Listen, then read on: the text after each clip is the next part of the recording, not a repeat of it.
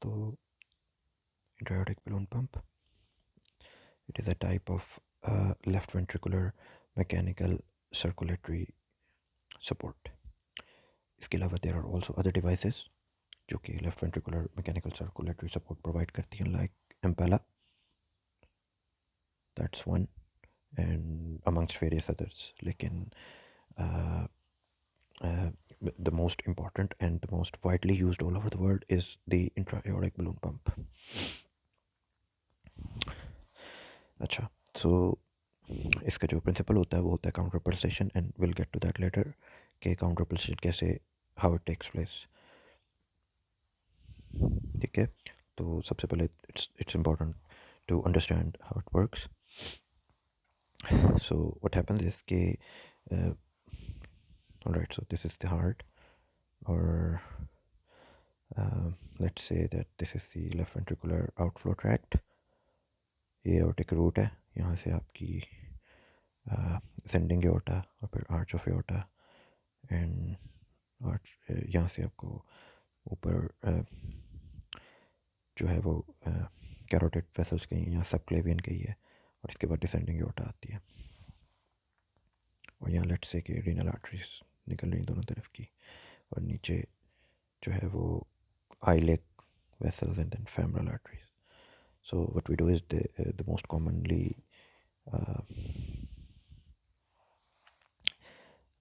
the most common access sites are femoral arteries. तो जो catheter होता है उसको वायर के थ्रू थ्रेड किया जाता है through either of the femoral arteries. So let's say कि फॉर एग्जांपल राइट से थ्रेड किया गया है, तो द कैथेटर इज थ्रेडेड, और जो कैथेटर है उसकी जो टिप होती है वो subclavian artery, this is subclavian artery, तो इससे अराउंड 1 सेंटीमीटर नीचे प्लेस होती है इंट्रा-एओर्टिक balloon pump की जो टिप है.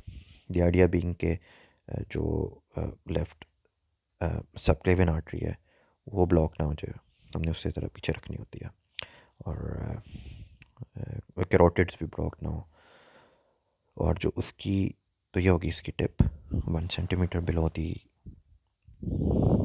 Subclavian artery. ठीक है, और जो उसकी बेस होती है वो भी जो रीनल आर्टरीज हैं इससे ऊपर होती है, मतलब somewhere let's say 1 to 2 centimetres above it. वो भी इसलिए कि रीनल आर्टरीज ऑक्लूड ना हो जाए जब बेलून इन्फ्लेट होगा. इसके अलावा आप इसको सबक्लेवियन लेफ्ट सबक्लेवियन आर्टरी या लेफ्ट एक्सिलरी आर्टरी के थ्रू भी एक्सेस कर सकते हैं, बट मोस्ट कॉमनली ये फेमरल आर्टरी से एक्सेस होती है. आई सीन, मतलब मैंने हमेशा जब भी देखा है इसको फेमरल से एक्सेस किया जाता है. It's pretty easy following it that way. और उसके बाद जो है वो या तो फ्लोरोस्कोपी या एक्सरे से कंफर्म किया जाता है कि जो इसकी टिप और बेस है वो सही जगह पे है कि नहीं है. कुछ सोर्सेज में, बल्कि इनफैक्ट कुछ एडवांस्ड कार्डिक सेंटर्स में ट्रांसइसोफेजियल एकोकार्डियोग्राफी को भी अब रिसेंट टाइम्स में यूज़ किया जाता है to confirm the right placement of intra-aortic balloon catheter, but commonly X-rays and fluoroscopy.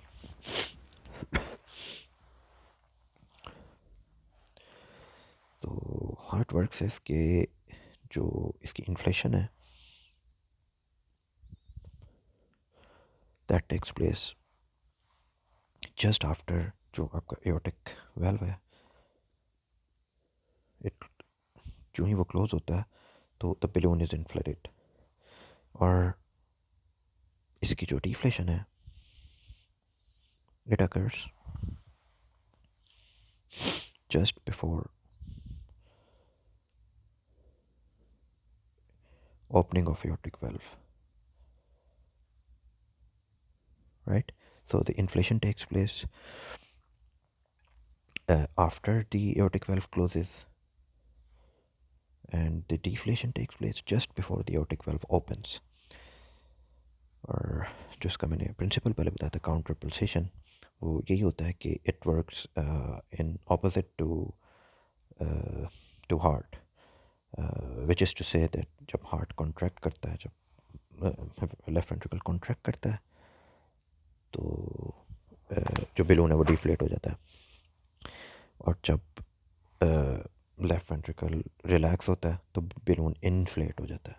That is called counter pulsation, कि वो रिवर्स में या ऑपोजिट काम करता है टू हार्ट. जो इन्फ्लेशन है वो हार्ट के रिलैक्सेशन के ऊपर हुई है, और जो डिफ्लेशन है वो हार्ट के कॉन्ट्रैक्शन के वक्त हुई है. तो that is counterpulsation. Okay, so इसको अंडरस्टैंड करने के लिए जो मोस्ट इम्पॉर्टेंट थिंग है वो ये है कि you should first understand the arterial catheter waveform या intra-arterial waveform. So अगर इंट्राआर्टीरियल जो वेवफॉर्म है वो हम, बिकॉज ये जो कैथेटर है ये सेट करते हैं टू द एओर्टा, तो हम एओर्टा की ही जो क्लासिक एओर्टिक वेवफॉर्म है उसको स्टडी करते हैं, एंड देन विल अंडरस्टैंड के how it works.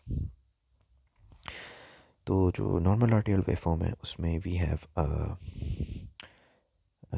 Systolic upstroke. तो ये आपका सिस्टोलिक अपस्ट्रोक है. इसमें जो फर्स्ट पार्ट है जिसमें ये अपस्ट्रोक आ रहा है, सॉरी मैंने डाउन स्ट्रोक भी साथ ही बना लिया. So this is the systolic upstroke, and then we have the peak, systolic peak, और फिर है systolic down stroke. So up to this point ये सारा सिस्टोलिक फेज है वेव फॉर्म में हार्ट का. सिस्टली हो रही है कि इनिशियली जो ही वेल्व खुला है ब्लड रैपिडली इजेक्ट आउट हुआ है, and that is the reason why जो प्रेशर वेव फॉर्म है वो ऊपर गई है, प्रेशर इंक्रीज़ हुआ है ऑर्टा में. और उसके बाद अभी भी सिस्टली ही है, लेकिन अब प्रेशर थोड़ा सा डिक्रीज होना शुरू हुआ है, because by this time heart अब जो हार्ट का जो इजेक्शन है वो थोड़ी सी कम होना शुरू हो गई है विद टाइम. ठीक है, so that is why pressure थोड़ा डिक्रीज हुआ है, यानी एओर्टा से ब्लड रन ऑफ ज़्यादा हो रहा है, लेकिन हार्ट जो है वो एओर्टा में ब्लड कम फेंक रहा है कंपेरेटिवली, इसलिए थोड़ा डाउन स्ट्रोक आने लग पड़ा है. बट है ये सिस्टली गई. So systolic upstroke, peak systole, this is the systolic upstroke, this is the systolic peak, and this is the systolic downstroke. Systolic downstroke के बाद what happens is कि आपकी सिस्टली ख़त्म हो जाती है, एंड देन डायस्टली स्टार्ट होती है. एंड जो ही डायस्टली स्टार्ट होती है तो first phase is your dicrotic notch. और जो डायक्रोटिक नॉच है, अगर आप एओर्टा में प्रेशर ले रहे हैं उसमें डायक्रोटिक नॉच आपको नजर आ रही है. That is the reason, that is because of initially जो एओर्टिक वेल्व क्लोज हुआ है उसकी वजह से हुआ है. बिकॉज होता ही है कि जो ही एओर्टिक वेल्व क्लोज होता है तो आपका जो ब्लड है वो थोड़ी देर के लिए वहाँ पे स्टे करता है. आपका जो प्रेशर है एओर्टिक वेल्व के लेवल के ऊपर वो राइज करता है, क्योंकि पहले वेल्व ओपन था, पहले ओपनिंग ओपन थी, अब यकदम वो ओपनिंग क्लोज हुई है, और शुरू के कुछ टाइम पे blood does not know where to go and it stays there. तो इस वजह से प्रेशर थोड़ा सा राइज करता है. और उसके बाद ही जब ब्लड को, when the blood starts to understand कि okay I have nowhere else to go but to go downstream, तो फिर ये डायस्टोलिक रन ऑफ आता है, विच इज़ लाइक दिस, कि अब प्रेशर गिरने लग पाता है, क्योंकि अब ब्लड एओर्टा से नीचे जाना शुरू हो गया. Descending aorta, common iliac arteries etcetera नीचे जा रहा है. तो इट लुक्स अ बिट अगली. इसको दोबारा अगर मैं ईजीली ड्रॉ, बेहतर तरीके से ड्रॉ करूँ तो आर्टेरियल वेव फॉर्म इस तरह का होगा. So systolic upstroke, peak systole, systolic down stroke, अभी तक सिस्टली ही है, एंड देन आपका एओर्टिक वेल्व बंद हुआ है, एंड थोड़ा सा ये डायस्क्रोटिक नॉच आई है जो कि एओर्टिक वेल्व बंद होने की वजह से आई है, कि ब्लड थोड़ी देर वहाँ रुक गया, और फिर उसके बाद ब्लड नीचे जाना शुरू हो गया सिस्टेमिकली. तो this is your normal wave form.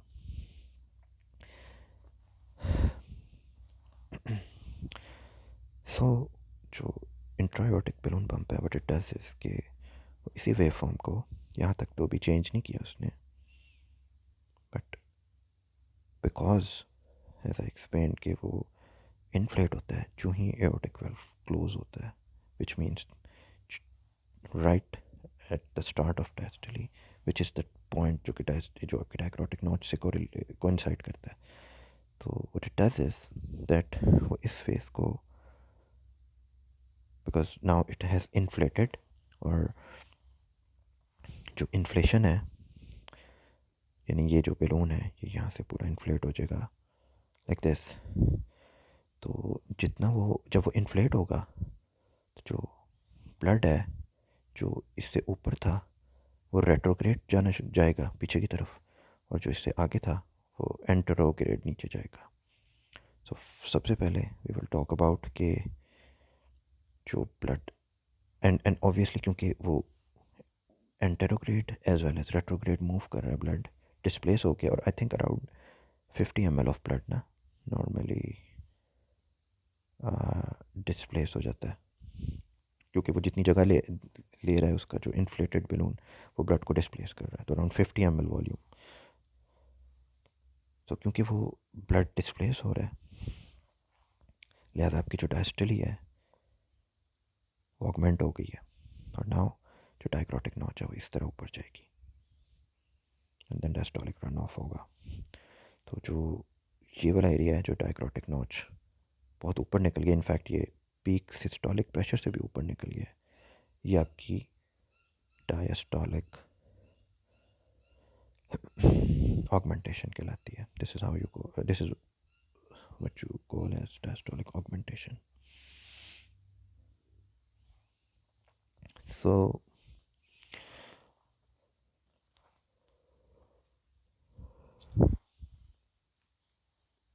inflation after aortic valve closes leads to diastolic augmentation. So इसके दो कॉन्सिक्वेंसेस होते हैं। एक कॉन्सिक्वेंस ये होता है कि जो आपकी कोरोनरीज हैं they are perfused during diastole, especially for the left ventricle। तो जो लेफ्ट वेंट्रिकल है जिसका as I explained previously to you that इसकी जो इसकी जो सिस्टली में है वो प्रेशर्स जनरेट होते हैं काफ़ी ज़्यादा, बिकॉज आप उसने फॉर एग्जांपल अगर एओर्टा का डायस्टोलिक प्रेशर जो है वो एओर्टा का सिस्टोलिक प्रेशर 120 है, तो इसके लेफ्ट वेंट्रिकुलर के एंड सिस्टोलिक प्रेशर्स जो हैं वो 120 से ऊपर होंगे। दैट इज़ वाई, और आपका मीन आर्टेरियल अगर मीन आर्टेरियल प्रेशर 90 है दैट इज़ वे वे लो, तो सिस्टली में तो सप्लाई नहीं जाएगी लेफ्ट वेंट्रिकल को। तो लेफ्ट वेंट्रिकल लार्जली सिर्फ डायस्टली में सप्लाई होता है। So what you doing is कि आप का जो ब्लड है वो जब बलून इन्फ्लेट होता है एओर्टिक वाल्व क्लोज होने के बाद, जो ही एओर्टिक वाल्व क्लोज होता है बलून इन्फ्लेट होता है, तो आपका जो रेट्रोग्रेड ब्लड है यहाँ से वो जाएगा और वो रेट्रोग्रेड होके एओर्टिक रूट से होता कोरोनरीज को सप्लाई देगा, और आपकी जो लेफ्ट वेंट्रिकल है उसकी जो कोरोनरी परफ्यूजन प्रेशर हैं वो इंक्रीज हो जाएंगे। सो रिमाइंड योर सेल्फ कि जो कोरोनरी परफ्यूजन प्रेशर है that is equal to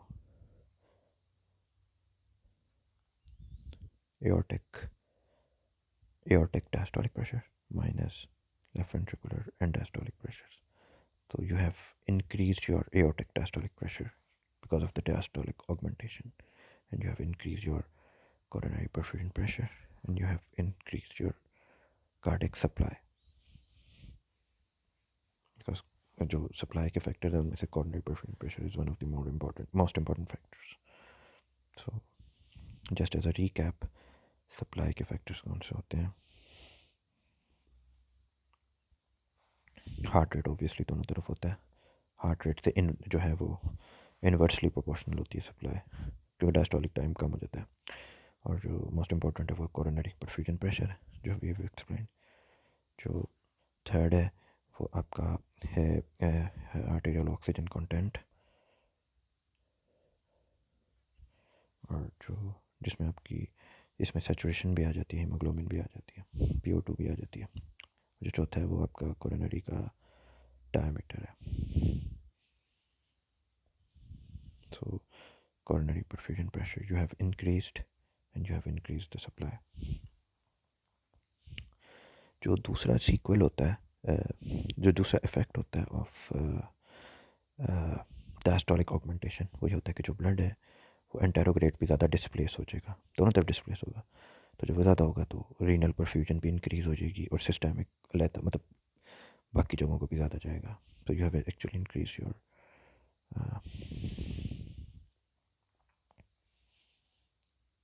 systemic flow. तो आपके जो एंड ऑर्गन्स हैं जिसमें ब्रेन हो गया, लिवर, रीनल, किडनीज हो गई, वो भी इंक्रीज हो जाता है उनका flow. That's the second advantage, right. So ये है inflation after aortic valve closes, इसका रिजल्ट। उसके बाद जो बलून इन्फ्लेट हुआ था उसने डिफ्लेट होना है। सो जो deflation occurs just before the aortic valve opens. Order to be specific, it deflates जब हार्ट आइसो वॉल्यूमिक कॉन्ट्रैक्शन अपनी स्टार्ट करता है, यानी लेफ्ट वेंट्रिकल कॉन्ट्रैक्शन स्टार्ट कर रहा है लेकिन अभी एवी वेल्व खुला नहीं है, वो होती है आइसो वॉल्यूमिक कॉन्ट्रैक्शन, यानी वॉल्यूम सेम रह रहा है into the left ventricle but pressure increase हो रहा है because it's contracting but an aortic valve is closed. तो at that very phase the balloon deflates. So what happens?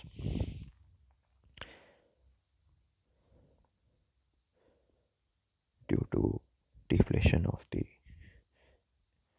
balloon of intra-aortic balloon pump. Now what happens is कि जो ही वो deflate होता है इंट्रायोटिक balloon pump, तो जो blood which was previously contained here यहाँ पे, वो सडनली नीचे को डिस्प्लेस होगा, क्योंकि अब वो जो 50 ml वाली जो के अराउंड जो वॉल्यूम वाली जगह बलून ने ली हुई थी, वो एकदम जो जगह है इट बिकम्स अ वैक्यूम। तो ब्लड ने उस वैक्यूम को फ़ौरन फिल करना होता है, तो ऊपर से ब्लड फ़ौरन यहाँ नीचे जाता है इस वैक्यूम को फिल करने, जो बलून डिफ्लेट हुआ है उस जगह को। लिहाजा यकदम एओर्टिक डायस्टोलिक प्रेशर्स फॉल करते हैं। ठीक है, that's happening just right before aortic valve is opening. फ़ायदा ये होगा कि जो आफ्टर लोड है वो सिग्निफिकेंटली कम हो जाएगा, क्योंकि now aortic diastolic pressures have decreased. अब एवी वेल्व बहुत इजीली ओपन हो जाएगा, लेफ्ट वेंट्रिकल थोड़ा सा ही कॉन्ट्रैक्शन देगा साथ ही वो खुल जाएगा। वाई? बिकॉज नाउ जो जितना यहाँ पे ब्लड था वो यकदम वैक्यूम इफेक्ट से नीचे गया, और अब यहाँ का आफ्टर लोड बहुत ईजीली लेफ्ट वेंट्रिकल आसानी से, क्योंकि कम हुआ है, लेफ्ट वेंट्रिकल बड़ी आसानी से उसको ओवरकम कर सकता है। So reduced after load